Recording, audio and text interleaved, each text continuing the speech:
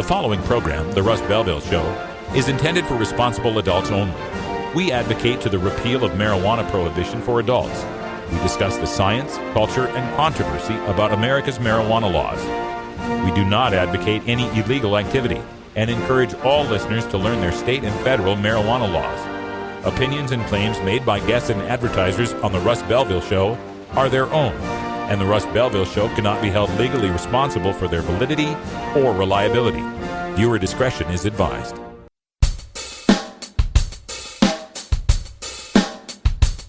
You take a seed, you plant it, you grow it, you dry it, you roll it, you smoke it. You take a seed, you plant it, you grow it, you dry it, you roll it, you smoke it, and it goes down smooth. Hey! Spanning the continent to bring you the truth about cannabis and marijuana law reform. I smoke pot and I like it a lot. From the promise of legalization. And I think that we need to rethink and decriminalize our marijuana laws. To the agony of prohibition. One major responsibility is to encourage people to use less drugs. The Russ Belville Show, the voice of the marijuana nation. Yeah, I hear you had a question for me. Now, here's your host, Radical Russ Belville. We love the earth.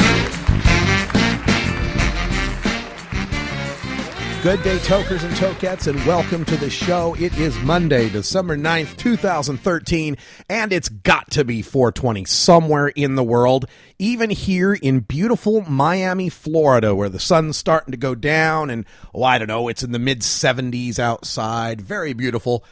Yeah, I know, everybody in the Midwest and out west who's getting blanketed with snow hates me right now, but, hey, times are tough. Sometimes you just got to take it as you can get it. And I am out here in Miami, Florida, visiting my girlfriend Gretchen and having a good time out here while I'm doing so, but also following all the latest news here that's going on in the marijuana community. And we'll be bringing that to you here in our 420 radio news right after this first break. Also on today's show, we're going to go behind the headlines, take a look at some statistics coming out of the state of Colorado, where the marijuana refugees have tripled in number out in Colorado as people seek that life-saving CBD oil treatment they saw on the Sanjay Gupta documentary. Also on today's show, it's Roots Monday, so we got Bacon Dan's tune in for today. A little Christmas ditty from Slade, so we're going to go all the way back into the classic rock archives for this one. And on today's show, it's Monday, so we're going to be visiting with Dr. Mitch Earlywine in our Cannabis Q&A, answering the latest cannabis science, history, culture, and health. So be ready for that. And on today's show, at the end, we'll have time for a little bit of a radical rant. I want to take a look at what I consider to be the top 5 results of marijuana legalization. You know, marijuana legalization turned 1 year old on December 6th in Washington, and December 10th, that's tomorrow, in Colorado. So we're at the 1 year anniversary, and we're going to take a look at what some of the results have been, the good things that have happened, and the bad things that did not come true, those things that were predicted by cops and by some people who smoke marijuana.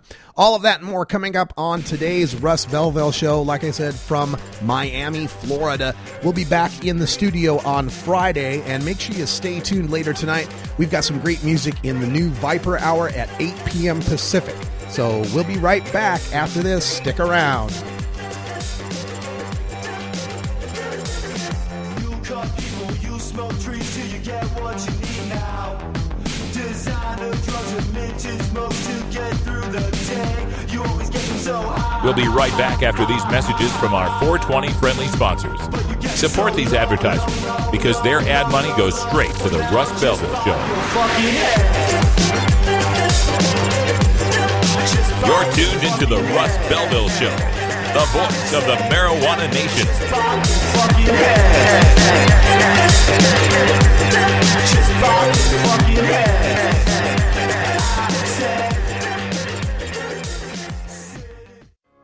The law offices of Omar Figueroa would like to remind you to stand up for your rights. Please do not give up your precious liberties. There's nothing wrong with standing up for our constitutional rights, and in fact, it's the only way to honor the Constitution that recognizes our natural rights. Treat law enforcement with respect and respect the Constitution by standing up for your rights. If you are detained or arrested, stand up for your rights by repeating, I respectfully invoke all my legal and constitutional rights. I do not consent to any search and seizure. I want to remain silent, and I want to speak to my attorney, Omar Figueroa. Omar Figueroa has more than a decade of experience in federal and California courts and graduated from Yale University, Stanford Law School, and Trial Lawyers College. Please contact the law offices of Omar Figueroa at 415-489-0420 or 707-829-0215 or on the web at www.omarfigueroa.com.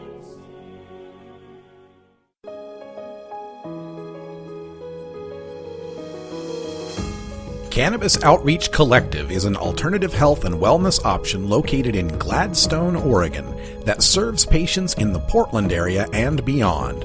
We are a full-service alternative health and wellness collective accommodating patients with natural, organic, holistic, and homeopathic remedies, nutritional guidance, advice, education, and medical cannabis, fully in accordance with Oregon OMMP law. You can find out more about Cannabis Outreach Collective on Facebook at COC503 or by emailing cannabisoutreachcollective503@gmail.com or by telephone at 503-853-1319. Check out our menu on Weed Maps and visit Cannabis Outreach Collective today.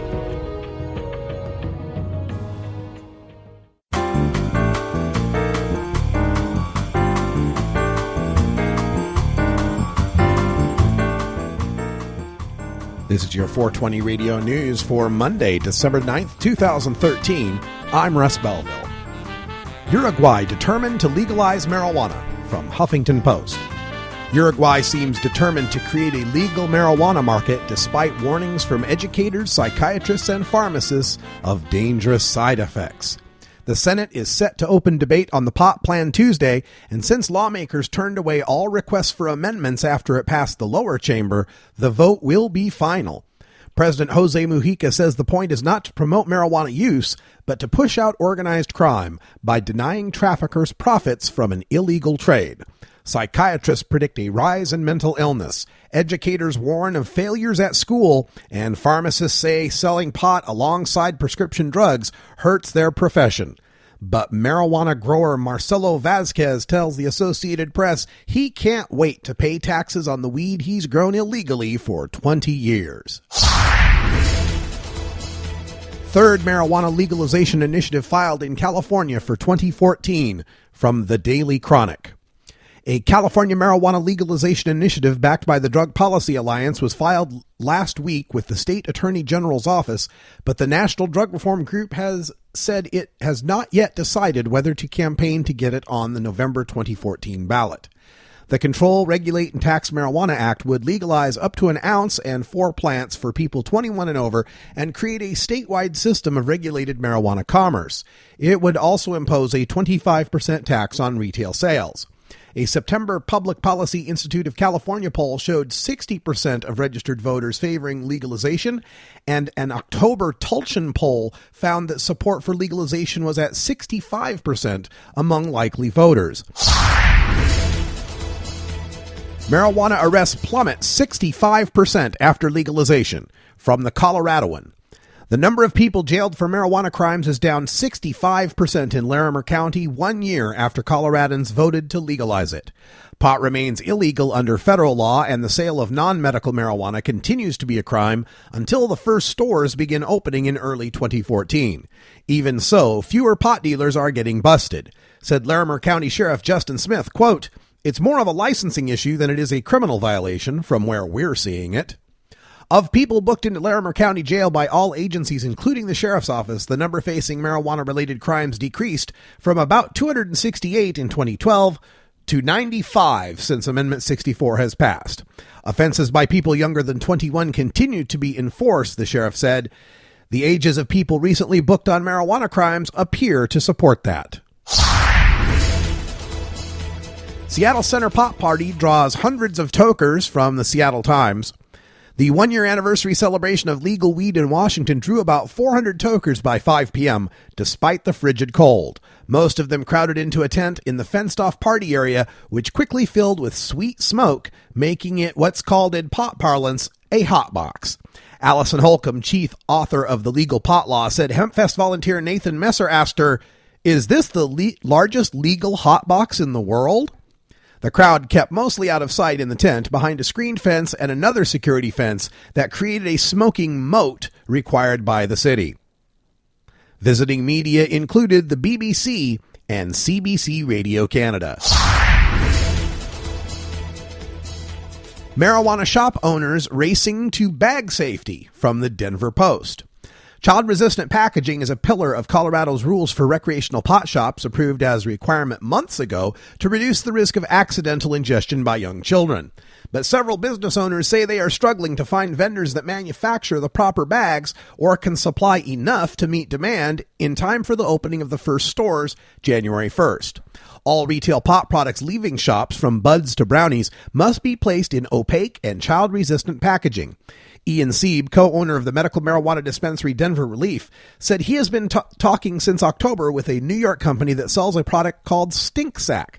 The company's owner, Ross Kirsch, landed in Denver this week and is visiting dispensaries with prototypes of his smell-proof bag with a double locking mechanism that comes in 3 pot-friendly sizes.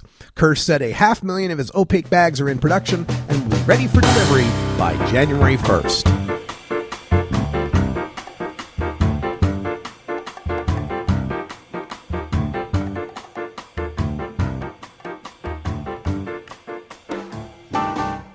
This has been your 420 Radio News for Monday, December 9th, 2013. I'm Russ Belville. When we come back, we go behind the headlines to take a look at the tripling of minors in the medical marijuana program in Colorado, thanks to Dr. Sanjay Gupta. You're listening to The Russ Belville Show on 420radio.org. We'll be right back.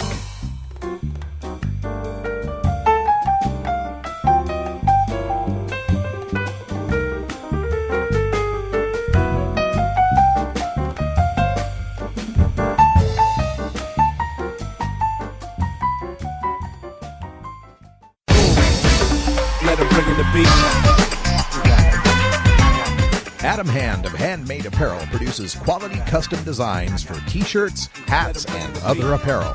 Handmade Apparel is the official design shop for 420 Radio, The Russ Belville Show, Ganja John, and Cascadia Concentrates, among many clients who rely on Adam Hand for everything from short-run custom projects to full-run clothing lines. Adam's meticulous designs are individually crafted and screened in vibrant, high-definition color. Visit handmadeapparel.biz to browse the selection of handmade gear or to get a personal quote for your own designs. Handmade Apparel, a proud supporter of 420radio.org.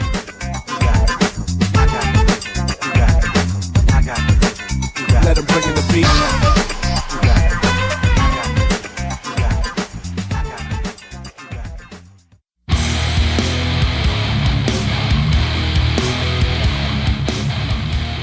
You know Herb Thrasher from the Herb Thrasher Flower Hour.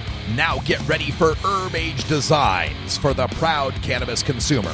Herb Age Designs, lifestyle gear for the 420 friendly. Herb Age Designs, home of the famous lighter leash.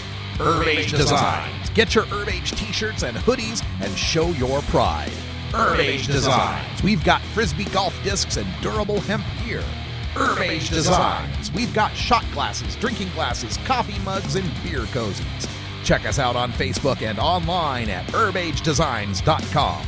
And follow Herb Age and Herb Thrasher on Twitter. We'll see you at this year's Hemp Fest. Crank it up!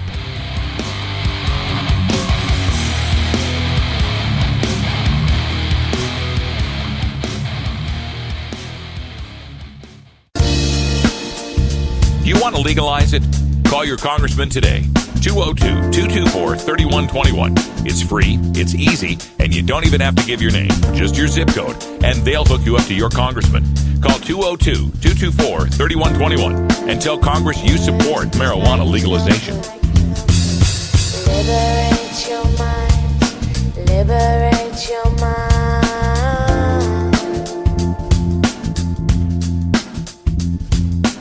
Liberate your mind.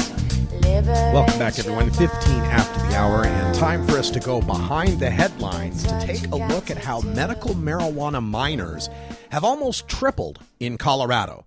No, I don't mean people that go into mines to get medical marijuana. I mean children, people under the age of 18. And the number of minor children registered to use medical marijuana in Colorado has almost tripled in the past 6 months, thanks to an influx of parents seeking relief for their children's incurable epileptic seizures. In April of 2013, Colorado had 35 minors, and only 5 under 10 years old, enrolled in their state medical marijuana program.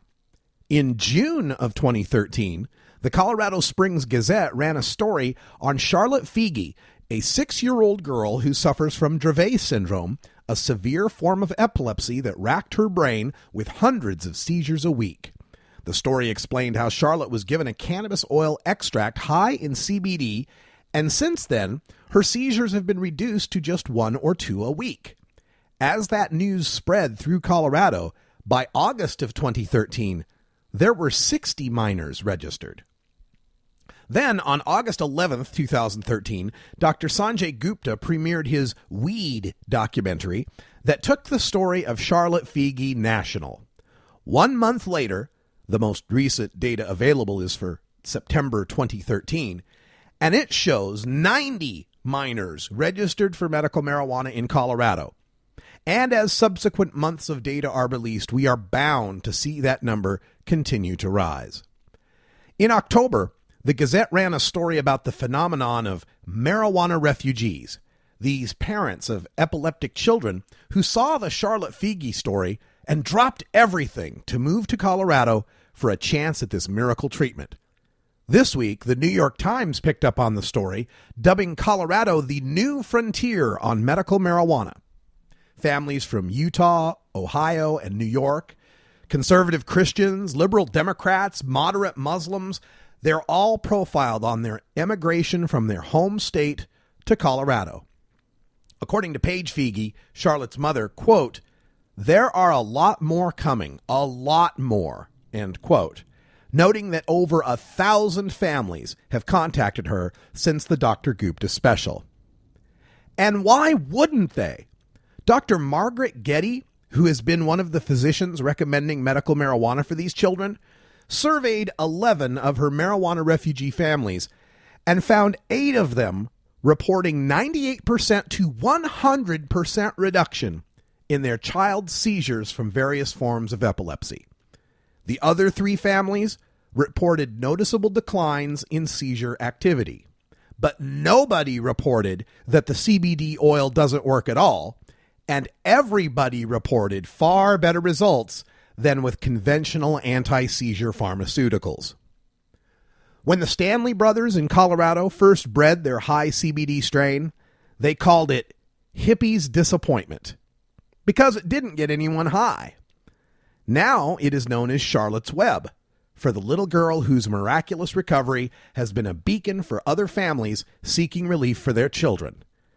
We're glad that these families have the option to completely uproot their lives and move to Colorado, but considering that this medicine has less of a high than cough syrup, shouldn't every parent of an epileptic child in any state be able to have access to it? You know, not everybody has the means to be able to just tear their lives down brick by brick and rebuild them in another state across the country. And it's good that these parents were able to do so, and I feel bad for the parents who aren't able to do so, because I oftentimes read in these comment sections where people will say, well, why don't you just move? You know, when they're trying to pass medical marijuana, why don't you just move? Well, that's just not possible for some people. And a person shouldn't have to move their home state, their career, all their friends that they know, all their family, all the places they love. They shouldn't have to completely change that because someone in their family got sick.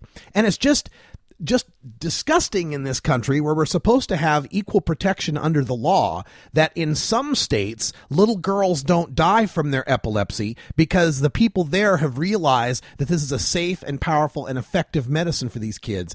And in other states, they're so afraid of somebody getting high that they won't even let a little girl live using a medicine that can never get you high.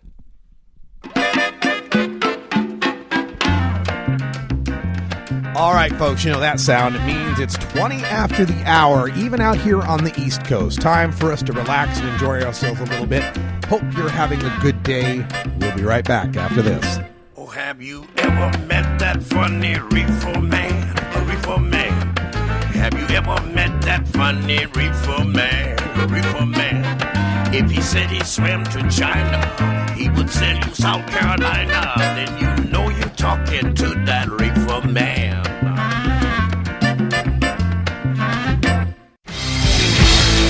When you are starting up a medical cannabis business, you don't just want any attorney. You want a fired-up lawyer who understands the needs of cannabis consumers. The law office of Lauren Vasquez is your fired-up lawyer for the cannabis industry.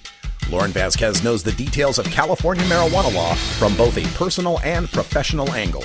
Lauren Vasquez rose from the ranks of college normal activist to become one of the Bay Area's best marijuana lawyers. Visit her website, fireduplawyer.com, or call 1-855-MMJ-LAWS for more information. That's 855-665-5297 for Lauren Vasquez, your Fired Up Lawyer, or email fireduplawyer@gmail.com. The number again is 855-MMJ-LAWS, 855-665-5297 for your Fired Up Lawyer, Lauren Vasquez. Lauren Vasquez is an activist attorney you can trust. Call today. Are you or is someone you know a marijuana smoker? Have you or is someone in your family been arrested for a marijuana violation? You need to know the truth about pot. NORML, the National Organization for the Reform of Marijuana Laws, is the most comprehensive source of information regarding marijuana and its effects on health, as well as legal issues. NORML even offers a database of lawyers specializing in cannabis in your area. NORML, the nation's largest and most successful marijuana law reform organization, has spent decades gathering the knowledge and science on everything related to cannabis. NORML is the best resource to find out the truth about marijuana, connect with a lawyer in your area, or help find an end to prohibition. Information is available at norml.org, that's NORML.org, or toll free at 888-67-NORML.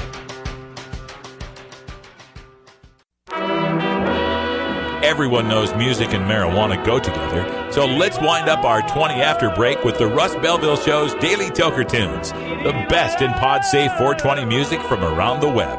Today is Roots Monday, featuring the blues, country, folk, and jazz music that birthed the modern sounds we enjoy today. You can get downloads and more information about all our Daily Toker Tunes by visiting music.radicalruss.com. Now, sit back and enjoy your Daily Toker Tunes. All right, folks, time for our Roots Monday, and we've got Bacon Dan on the line, who tells me that back in my beautiful hometown of Portland, Oregon, they actually saw snow. Is this true? It is very true, and actually we were supposed to see more tonight. We've got a winter weather advisory for snow, freezing rain, and general crappy weather. General crappy weather. Did you bring this with you coming in from Pittsburgh or something? I actually did. It was a giant conspiracy theory, but I decided to bring real winter weather to Portland for my first winter here. Now, folks that are listening to us from, other cities that get actual snow would have to laugh at what little amount of snow it takes to shut the city down. Did they shut down, by the way? They didn't shut down, but people are already starting to talk. This could be like 2007 when Portland just got inundated with tons of snow and nobody knew what to do, even though they're calling for only an inch of snow. Yeah, it was ridiculous. I was there for 2007, and, coming from Idaho, where I learned to drive in snow, it was funny to watch these people not have any idea how to drive in the winter weather. And, of course, there's no equipment or anything to help out either. So it was a lot of fun. You may remember the famous video that went viral of the car sliding down that hill over by Portland State. Oh, yeah, I watched it over and over. And as somebody who grew up on the shores of Lake Ontario and Rochester, New York, I grew up driving in the snow as well. And I look at that going, what the hell are you doing? Well, let's get to our daily Toker tunes. We are in the middle of December here, so you've got us into the Christmas spirit last week with some Ramones. Tell us about today's song. All right. Well, today is the quintessential English bar tune at Christmas with Slade's Merry Christmas, Everybody. If you watched any show on the BBC around Christmas time, you've heard this song. It is played obnoxiously large amount of times every day during the holiday seasons in the UK. It's from the 70s. It's just a great song. I personally love it. My English friends all make fun of me for loving this song because it tends to be a little bit overplayed. But for me, it just gets a big smile on my face, and it's got a great history behind it. This song was actually recorded in the studio next to not George Harrison, but John Lennon during one of his solo albums. So it's really, really fun. And it's just one of those songs you can sit back, toke up, and just end up singing along with. I love it.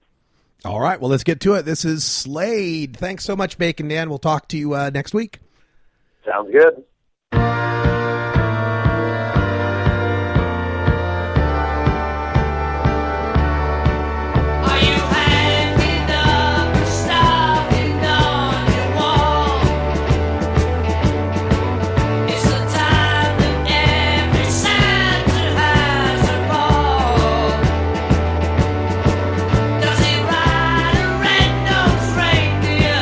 Does it turn upon his slave?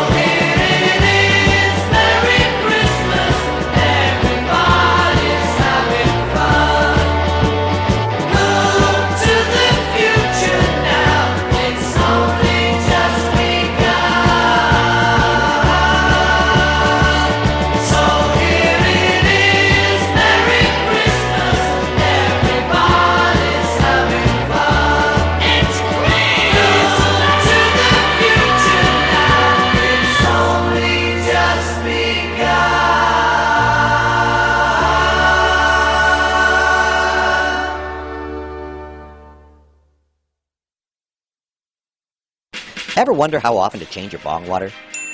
The most effective method for baking pot brownies? The best destinations for a ganja getaway? How to hide herb in your car? Whether to grow your own? How precisely to legalize it? Or how something as wonderful as marijuana ever got to be illegal in the first place? Finally, you can find all these answers and much more in the official High Times Pot Smoker's Handbook, featuring 420 things to do when you're stoned. Since 1974, High Times magazine has covered marijuana in all its aspects and wonders, from cultivation to legalization to the herb's enduring and exalted place in popular culture. Packed with inside information, the official High Times Pot Smoker's Handbook rolls all of this collected wisdom together into a single indispensable ganja guide, including an entertaining look at marijuana's history, profiles of herb-friendly travel destinations and festivals, favorite potluck recipes from the High Times staff, smoking skills, advocacy and activism, essential marijuana movies and songs, profiles of famous cannabis strains, comprehensive growing information, celebrity endorsements, and much more. This is truly, finally, the ultimate guide to green living. Marijuana and alcohol are the two most popular recreational drugs in America. Marijuana smoking is non-toxic, relatively safe, and has a low risk of dependence. Alcohol drinking is potentially fatal, dangerous to society, and is quite addictive.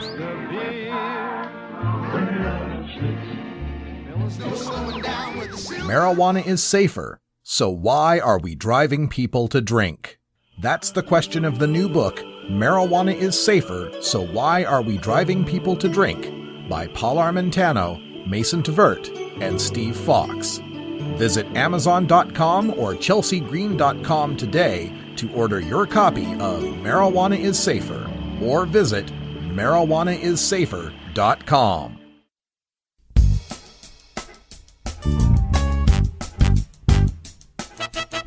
It's time for the Russ Belville Show's Cannabis Q&A with Dr. Mitch Earlywine.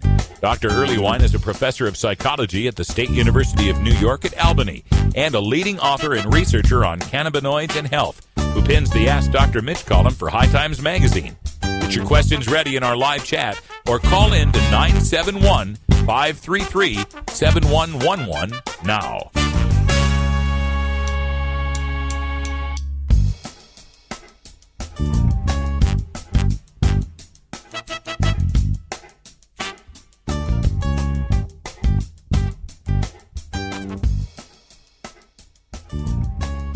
All right, folks, you know that Monday sound means it's time for our weekly dose of cannabis science with Dr. Mitch Earlywine. Welcome back to the show, Dr. Mitch. Great to be back. All right, so we always start this segment off giving Dr. Mitch the first word to let us know what is the latest in cannabis science. So, Dr. Mitch, what's new? Two big studies out this week, both very interesting in relation to psychosis. One is a controlled family study of cannabis users with and without psychosis coming out of Harvard Medical School, basically comparing folks who are psychotic or not and who use cannabis or not, and looking at basically how does this sort of relate to psychosis or schizophrenia formally in their family members or in the way that they've developed their disorder, and really suggesting that cannabis is not the risk factor other studies have suggested it is as far as psychotic disorders are concerned. It's much more all about having psychosis in the family. We've known about the heritability of schizophrenia and the psychotic disorders for decades, and this just kind of supports the idea that if there is anything going on with cannabis, it seems to be a much bigger effect with having a family history of schizophrenia or psychosis rather than necessarily anything that has to do with the plant. Did any of that data show differences between, say, two siblings, one that goes on to develop a schizophrenic type disorder and one who does not?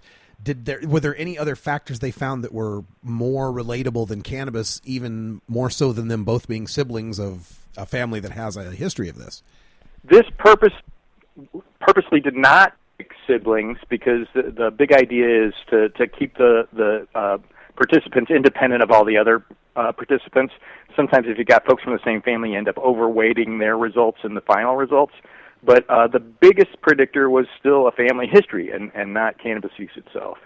Oh, okay. Well, and you'd also been telling us on a couple of shows before about some papers that you were working on, trying to get them in some peer-reviewed journals. Any progress on that front?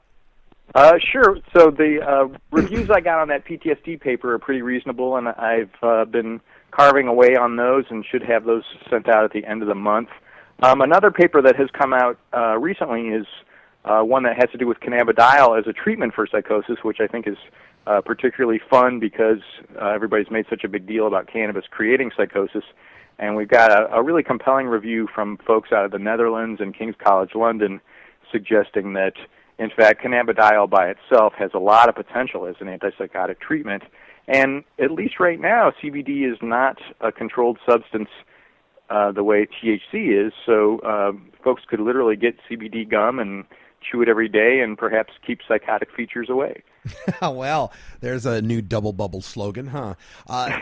It seems that cannabidiol, or CBD, is getting a lot of play lately. Of course, we've all heard the story of Charlotte Figi and the epileptic kids that are being taken care of with this high CBD oil.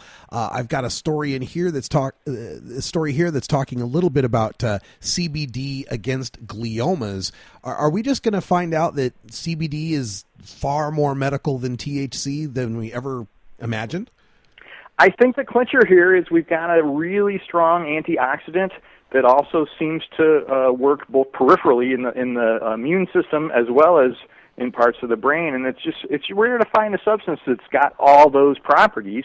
And because it's not psychoactive the way THC is, it really has a pretty amazing safety threshold. So by all means, I think this is really going to be an amazing medication now and in the future.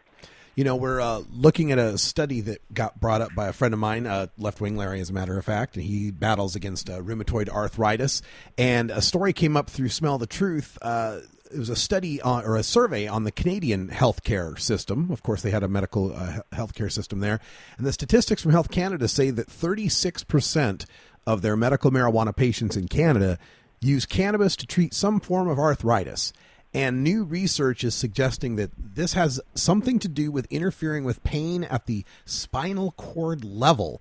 And I was wondering if you saw this research coming out of, I think it was Arthritis Research UK and the University of Nottingham. They were looking at CB2 receptors and how that might help in dealing with arthritis pain. I didn't see that particular study, but I'm familiar with this literature. It's funny because this stuff goes back all the way to Shenang in 2737 BC. He was allegedly the first person to prescribe cannabis for rheumatism and arthritis. So, I mean, we're talking about literally millennia of cannabis use for arthritis. So I'm not surprised to see it's still working. The CB2 receptor and the mechanism for pain is certainly an intriguing one, but I also feel like the inflammation itself is affected because cannabidiol has such impressive anti-inflammatory effects that may be literally that, not that the arthritis is cured so much as the inflammation around that area tends to decrease because of prostaglandins and other things in that inflammation and swelling process, and that's decreasing the pain and giving folks better range of motion. And I'm not at all surprised that this is one of the big uses. And as the population ages, I think this is going to be particularly important. No, yeah, and the other things we're finding out from CBD, we're finding its anti-seizure effects for, Dravet syndrome is the one that's getting a lot of play, but of course there's other epileptic syndromes out there. How can CBD be working to help moderate these epileptic effects? This is still kind of a mystery, and the way the brain seizes, I mean, seizure is a really complicated and in some ways frightening thing the more you know about it. If you can imagine a brainwave that sort of gets to be a tidal wave and could actually spread from one side of the brain to the other, this is how seizures end up going and keep getting bigger or keep getting longer in duration, or that start becoming more and more frequent, this kind of kindling effect where once you've had one, you're more likely to have another one, and then another one more sooner, essentially. And so the mechanism with CB2 receptor may be all about interfering with that spread, so that if there is a deviant wave, a wave that's similar to a seizure, it's not going to get the opportunity to go as far in the brain or to affect as much of the brain at one time, and I'm hoping that will be an effective buffer against this kind of stuff. And this is another one where at least since 1980, we've had data that are consistent with this, but ancient times also suggested that the hemp plant was going to be potentially helpful as far as seizures were concerned. Well, when you explain it that way, I've heard it in the past, and correct me if I'm wrong on this, about the endocannabinoid system kind of being a retrograde system, a system that gives feedback to the rest of our systems.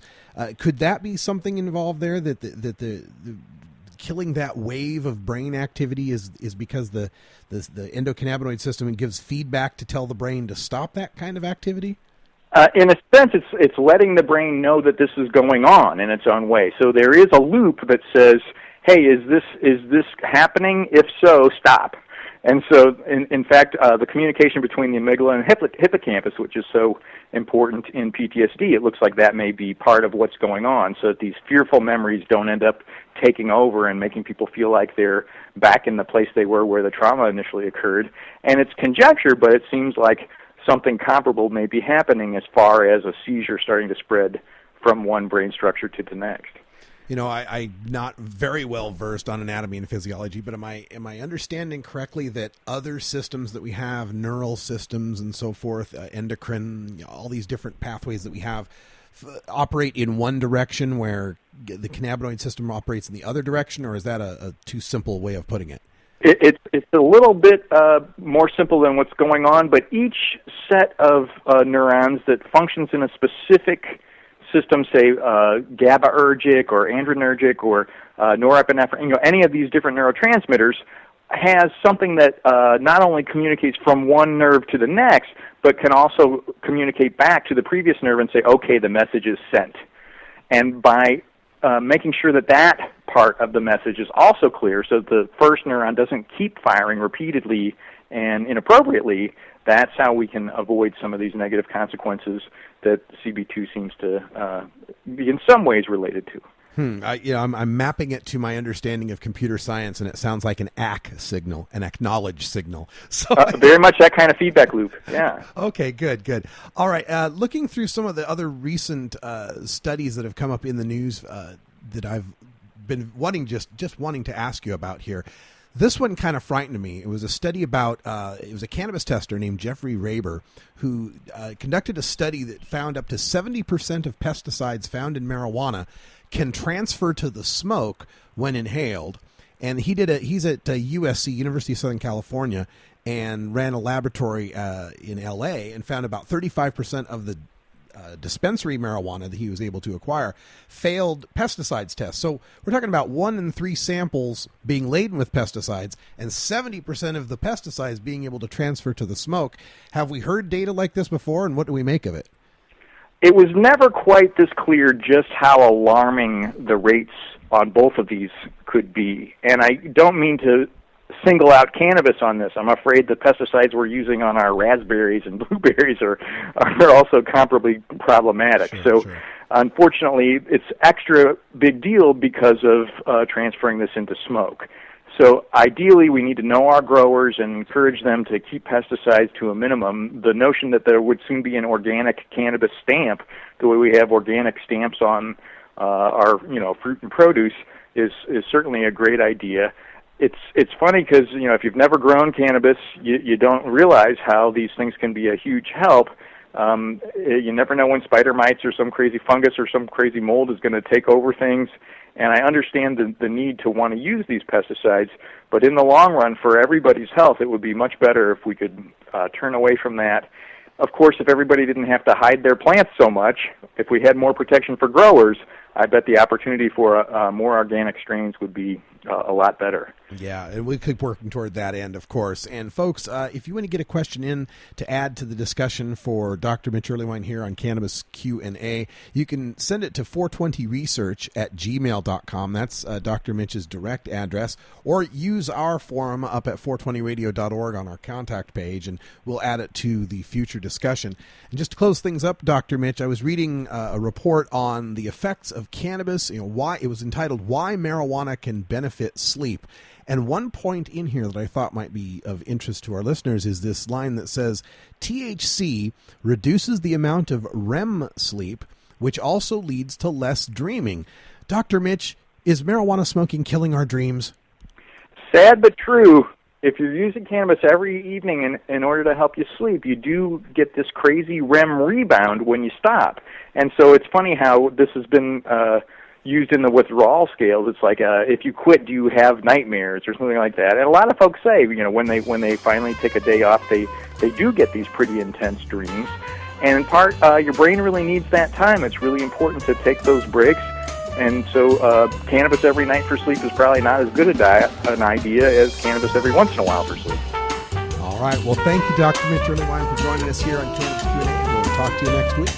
Looking forward to it. It's simply business. It's simply business. It's simply business. You know why they won't let us grow. It's simply business. We'll be right back after these messages from our 420 friendly sponsors. Support these advertisers because their ad money goes straight to the Russ Belville Show.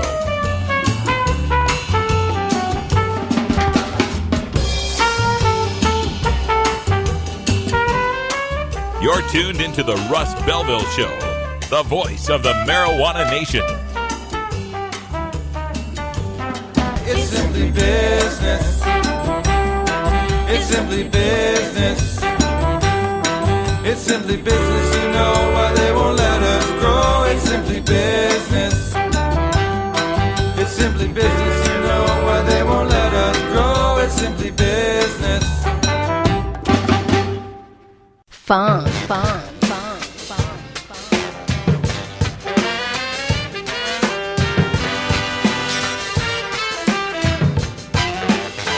Oh, hello.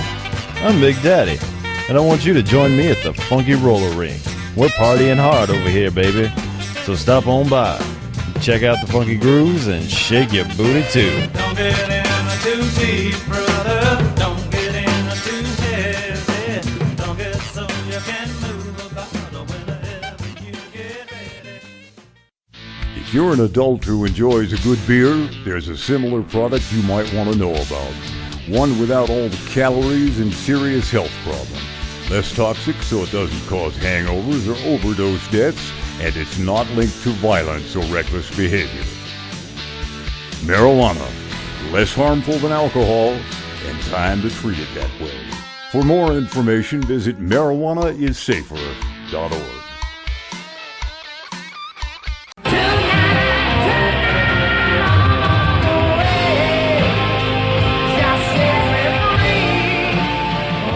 I've been playing rock and roll for a lot of years, and I've done it all. Now I do it without drugs. Hey, don't get me wrong, I still party with the best of them, but now I do it clean. I'm on top of everything I do.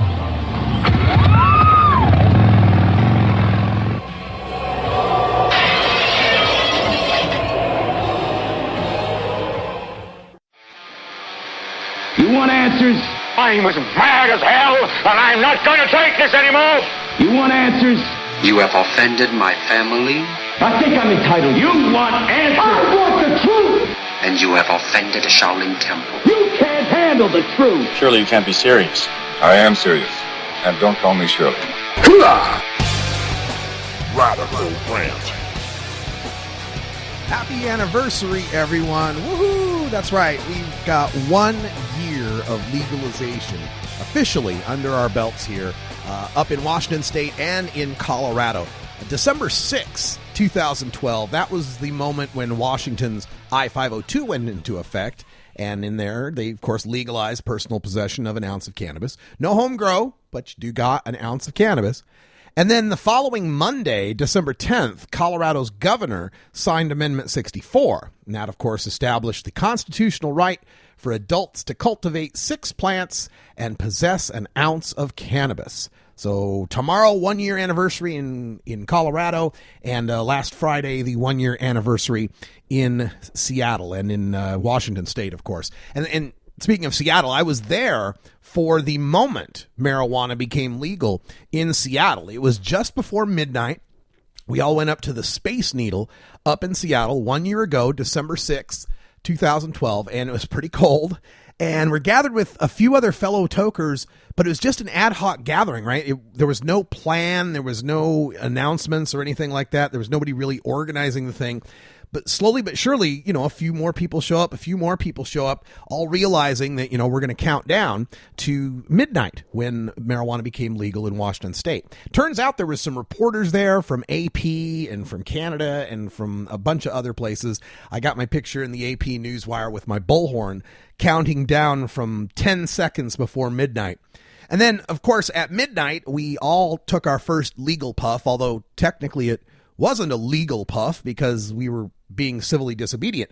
Public toking still is not legal in Washington or Colorado. So despite that, we were out there in the shadow of the Space Needle, midnight on a cold December night, smoking legal joints, at least possessing legal joints. And there were some cops there that saw us, but they decided to let it slide, figuring it was, a once-a-year celebration.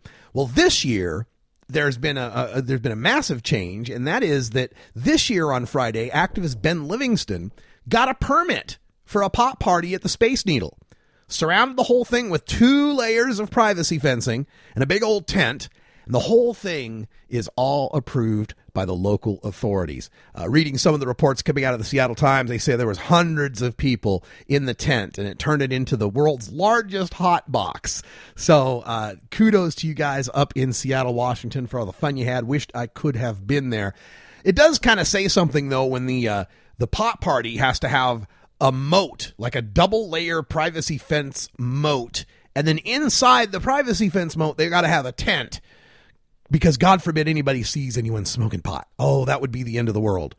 But when there's beer gardens, when there's blues festivals, when there's beer available, there's no privacy fencing required. It's usually just a little thin rope or something that walls off the alcohol area from the rest of the area. And people take their kids inside the beer garden area at times, and they'll be sitting with them. So we still have a long way to go as far as marijuana legalization and being treated like equals with our beer drinking friends. But I gotta say, the world of weed has sure changed in just one short year of legalization. Some of the longtime activists in this just cannot believe how fast this is beginning to take off. And I just decided to take a look at 5 aspects of this. These are what I consider the top 5 benefits of legalization in Colorado and Washington and how it's changed the world. And of course, the number one benefit, thousands of tokers did not go to jail. Thousands of them. We can't know how many didn't go to jail. Can't prove a negative, right? But we can see how many went to jail in prior years and compare them to how many are going to jail now. Because marijuana is still illegal if you're possessing more than an ounce of it. If you're growing it in Washington state, you're not medical. If you're growing too much of it in Colorado. So there are still marijuana laws to enforce. But what has the legalization, not decrim, but the legalization of 1 ounce of personal possession done? Well, even before the legalization took effect, the prosecutors in King County, Pierce County, and Clark County, Washington, dropped charges in at least 250 pending marijuana cases. That was 250 people who were guaranteed to get a criminal record for their marijuana use, did not. And that was before they had to drop the charges. It was still in November. The law didn't go into effect until December, but the prosecutors realized it really wasn't worth their effort to prosecute someone for something that wasn't going to be a crime a month from then. And since then, of course, all sorts of people who would have been busted before have not gotten busted because now the possession of marijuana is legal. We get similar numbers when we look out in Colorado. A story just came out today that out of Larimer County, Colorado, that pot arrests have dropped by almost 2/3. Something like 64, 65% they dropped in there in Larimer County. Now, we're not going to know exactly how far pot arrests declined in the year following legalization until the FBI Uniform Crime Report comes out for 2013. The numbers just came out for 2012, right? The FBI collects all this police agency data from local and county and state cops all across the country. They report to them in a uniform way, a very systematic way of all the crimes that were committed. Once we get that data next year, we will know exactly how the legalization of marijuana affected the overall arrest totals. The number 2 thing that is important goes back to the number 1 about how thousands of tokers didn't go to jail. Because even though we just legalized only the possession of an ounce, this protected people who had even more than an ounce because Number 2, drug dogs were detrained for finding marijuana. And a dog's nose can't tell an ounce from a pound, people. Once marijuana was no longer a contraband item, its smell is no longer probable cause for a police officer to believe there's a crime in progress. Now, other drugs are still illegal, and they're still contraband, and cops still want their canine dogs to be able to find those drugs. So the police agencies in Washington and Colorado had to detrain their drug dogs to not alert on the smell of weed. This means that the cop's dog won't be alerting to the ounce in your pocket or the alleged 12 pounds in your trunk. And I tried so hard before the election to convince some people of this, of how important it was for marijuana to not be contraband, that even though it was just an ounce we're talking about, that ounce would be huge. Now, speaking of a huge impact in the nation, the number 3 best thing about this year of marijuana legalization, national polls shot up 10 percentage points. 10 points. Prior to legalization passing, Gallup, the Gallup polls, they're probably the best known national polling organization. They asked the country what they thought of legalizing marijuana. And back then, only 48% of the public thought it was a good idea. After legalization has passed, Gallup's latest poll shows 58% of the country agrees with legalization. It seems once legalization became a reality, it became easier for some people to envision and accept it. And even for the people who still don't accept it, polls show they are supportive of the states that do, with large majorities saying the federal government should not interfere with Washington and Colorado and any other state that decides to legalize marijuana. The number 4 effect from 1 year of marijuana legalization, more older folks and fewer teenagers are using pot regularly. The prohibitionists, they always claim that legalization will hurt the children, but it seems to be having the opposite effect.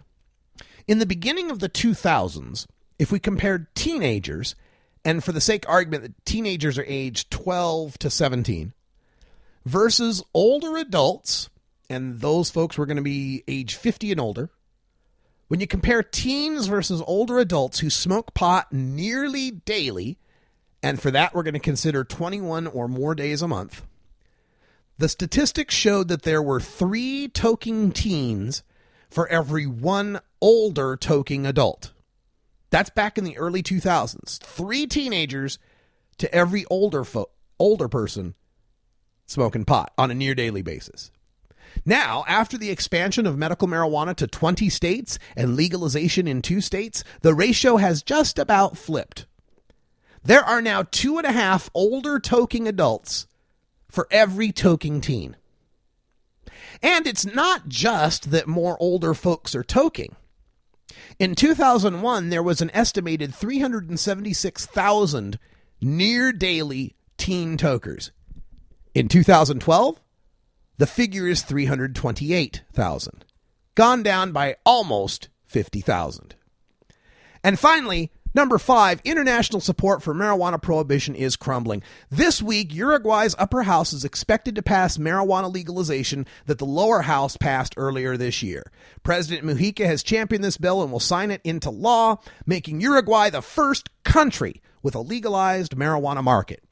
Other Latin American countries are voicing their dissent to U.S.-led prohibition policies at the United Nations, wondering why their countries should suffer the devastation of marijuana cartel violence when the U.S. has 2 states that have legalized marijuana. It makes a lot of sense to me. I agree with the Latin American countries. The hypocrisy has to end. It's time for all of the United States and all of the countries around the world to recognize the marijuana market's not going anywhere, and we want safe access to the flower we love. We deserve the same equal rights as beer drinkers and cigarette smokers, and we won't stop until we get it.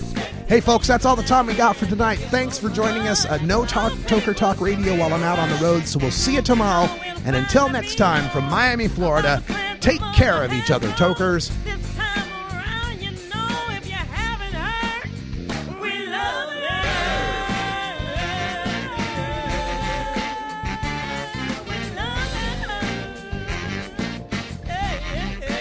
This is the Russ Belville Show. The Russ Belville Show is blogging and podcasting daily at RadicalRuss.com. You take a seed, you plant it, you grow it, you dry it, you roll it, you smoke it. You take a seed, you